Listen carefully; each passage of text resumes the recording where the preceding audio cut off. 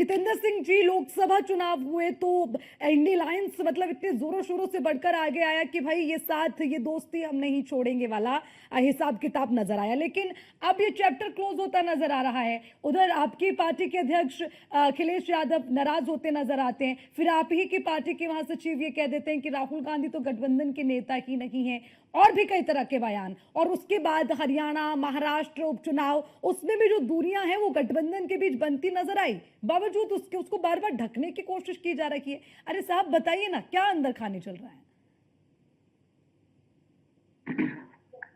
जी अर्चना जी, धन्यवाद। सारे पैनलिस्टों को नमस्कार। सभी भाई बहुत दिनों बाद मिले, नमस्कार जी। एक्चुअल में है क्या कि पार्टी के नेता और रणनीतिकार कुछ अलग हैं, लेकिन ऐसा कुछ प्रतीत हो रहा है कि कांग्रेस ने अपने प्रवक्ताओं और अपने कुछ नेताओं को ही अपनी सुपारी दे रखी है, जो उनके अपने बयान ही कांग्रेस को बहुत भारी पड़ते नजर आ रहे हैं। अब बताइए। ये सच बता रहा हूँ। जैसे कि अभी हमारे साथी बैठे हैं, बहुत अच्छे हैं, बहुत इनको अच्छे प्रवक्ता है, उनको बोलना चाहिए, लेकिन इनका बयान की शुरुआती हो रही है कि राम लोकपाल जी बकते रहते हैं। अब इनके जैसे प्रवक्ता क्या कांग्रेस की सुपारी लेकर के नहीं बैठेंगे, खुद ही अपने आप को रिश्तेदार में बैठेंगे, उसी को काट डालने का ये इंतजाम खुद ही किए दे रहे हैं। अरे राहुल बाबा इतनी मेहनत कर रहे हैं, हजारों किलोमीटर पैदल चल रहे हैं, क्यों उनकी ऐसी तैसी आप ही लोग किए दे रहे हो? लीजिए लीजिए जितेंद्र सिंह जी, जितेंद्र सिंह जी, आज मेरी डिबेट को आपने सार्थक करार दे दिया। अब देखिए ना, मतलब सवाल यही था कि इंडियन अलायंस में दरार क्यों। अब मौर्य साहब को मैंने सुना, अब मैं आपको सुन रही हूँ, तो गड़बड़ तो कुछ ना कुछ बताइए ना, क्या कहाँ परेशानी आ रखी, मतलब अपने वर्चस्व की लड़ाई लड़ रखे हैं क्या? पूरी बात तो बताइए बताइए। पूरी बात मुझे क्या लेने दीजिए। बिल्कुल ठीक है, आपकी डिबेट तो सार्थक होगी। आपने डिबेट रखी है तो निश्चित रूप से उसके पीछे कोई ना कोई तो कारण होता है। नहीं, कई बार हम सवाल उठाते हैं ना कि मीडिया हवाई बातें करती है, तो आज मुझे लगा कि सही मौका है तो मौका देख के चौका मार लूं मैं भी। खैर बोलिए, बात पूरी कीजिए। नहीं, बिल्कुल आपका काम है, आप एंकर है, सही मौका आएगा तो बल्ला जरूर घुमाएंगी।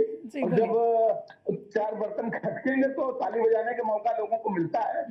ये दौर होता है जब हमारे जैसे लोगों को, जो जिम्मेदार हैं, प्रवक्ता हैं, इनको अपनी भाषा पे संयम रखना चाहिए। लेकिन पता चला कि हम ही अगर अपनी पार्टी सुपारी ले लेंगे तो लोगों को और मौका मिलेगा, साहिब जी को तो बिल्कुल मौका मिलेगा। लेकिन मेरा सिर्फ ये कहना है कि देखिए, रामगोपाल जी का बयान एक सार्थक बयान था। कभी कभी हम आलोचना करें तो कभी कभी आत्म आलोचना भी करनी चाहिए। अगर हमें कोई कमी है तो कहावत कहेंगे कि निंदक नहीं छवा।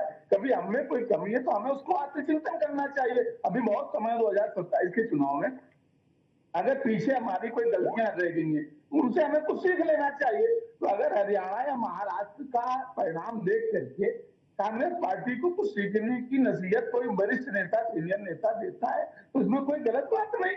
इस बात का चिंतन मनन हमारे राहुल गांधी और खड़गे जी कर लेंगे। ठीक है, बिल्कुल सही कह रहे सिंह साहब। लेकिन सिंह साहब, अब यहाँ जो लड़ाई है वो मतभेद की नहीं रह गई ना, मनभेद की हो गई है, इसलिए मैं सवाल पूछ रही हूँ।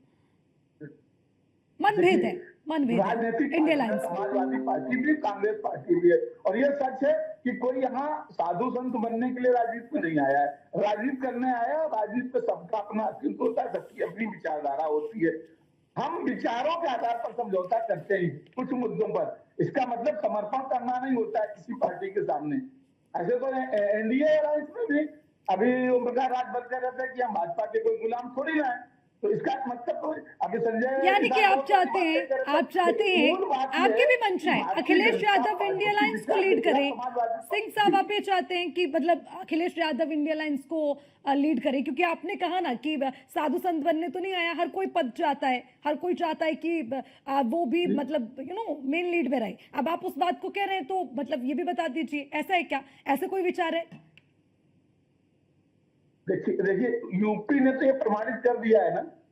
यूपी ने तो ये अभी लोकसभा के चुनाव प्रमाणित कर दिया है कि कांग्रेस चाहे हिमाचल रही हो, चाहे राजस्थान रही हो, चाहे हरियाणा रही हो, चाहे मध्य प्रदेश रही हो, जहां पर इनकी सरकारें हैं वहां पर लोकसभा में प्रदर्शन इनका बहुत अच्छा नहीं रहा।